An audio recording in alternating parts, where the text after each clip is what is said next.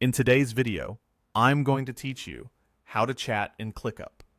If you've ever wished your project discussions could live in the same place as your tasks, documents, and goals, you're going to love how simple it is to use chat inside ClickUp. By the end of this walkthrough, you'll know exactly how to open ClickUp in your browser, find the right spot in your workspace, open the chat feature, select the people you want to talk to, write your message clearly, and send it with confidence. Along the way, I'll share helpful context and tips to make everything flow smoothly, without adding extra steps or making things more complicated than they need to be. Let's start at the very beginning, because the smoothest workflows are the ones where you set yourself up right from the first click. Open your preferred web browser and go to the ClickUp website. If you're already signed in, you'll land directly in your workspace. If not, you may see a prompt to log in. Go ahead and sign in with your usual method so you can access your dashboard. As a quick reminder, make sure no sensitive information appears on screen or in your messages while you're working.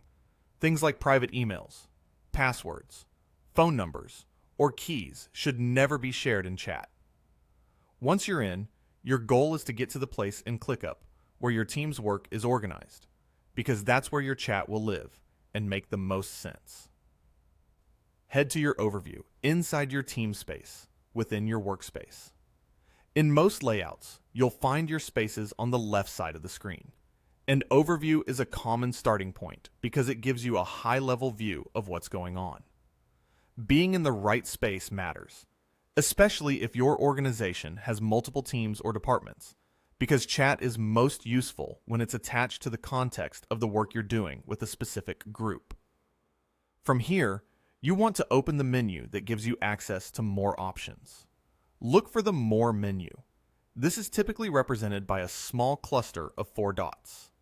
In many interfaces, it appears near the top of the main content area, or next to the section title you're working with. That 4-dot icon is your cue that additional features are tucked away there. If you don't see it immediately, don't worry. ClickUp updates its interface from time to time, and different views can place this icon in slightly different places. If it isn't at the top, check the toolbar or the side of the section you're focused on. The key is to find that 4-dot icon that indicates more options are available. When you click that More icon, a compact menu will appear. This is where ClickUp groups the extra features that don't need to be visible all the time. Take a moment to glance through the options so you're familiar with what's available. The one we're interested in right now is Chat. When you see Chat in that list, click it to open the chat interface. Opening Chat from here places your conversation in the right context. Instead of bouncing out to a separate app or a different part of your workspace, you're initiating a conversation that's aligned with the team or area you're already working in. This keeps your communication centralized and reduces the risk of messages getting lost in unrelated channels. By anchoring chat in your workspace, your team can refer back to the same spot later and understand exactly what the conversation relates to.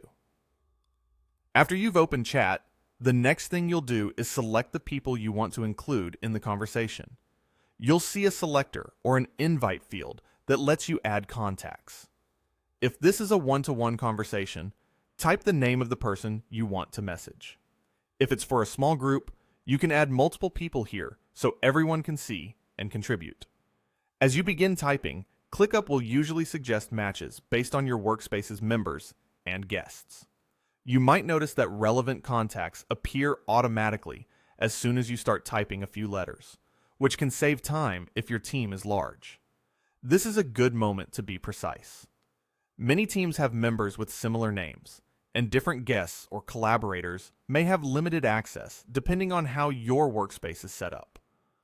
When the suggestions appear, look carefully and pick the correct person or people before you proceed. If you're part of several teams within the same workspace, or if contractors and clients are included in your environment, make sure you're